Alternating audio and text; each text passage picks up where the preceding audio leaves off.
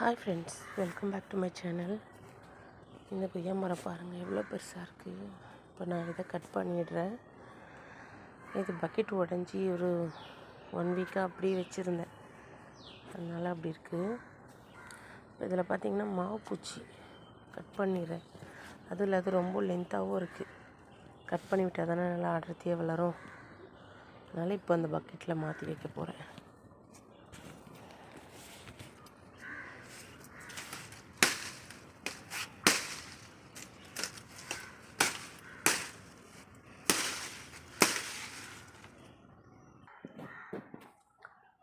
கொஞ்சம் வேரெல்லாம் நிறைய இருந்தால் போல் இருந்தது, அதெல்லாம் எடுத்துட்டேன். பார்க்கலாம், கட் பண்ணி வைக்கிறேன் எந்த அளவுக்கு வளருதுன்னு. கட் பண்ணிட்டேன். இது நான் பதியம் விதை போட்டு வளர்த்த கொய்யா மரம் ஃப்ரெண்ட்ஸ். 4 இயர்ஸாக வளர்த்தேன். அதை கட் பண்ணவே எனக்கு மனசே வராது. எல்லாரும் சொல்லுவாங்க கட் பண்ணி விடணும்னு. இவ்வளோ பெருசாக வளர்ந்தது எப்படி கட் பண்ணுறதுன்னு நினைப்பேன். இப்போ கூட நினச்சேன், இதை மண்ணில் வச்சா எவ்வளோ அழகாக நல்லா க்ரோத் வந்து நல்லா காய் கொடுக்கும்னு.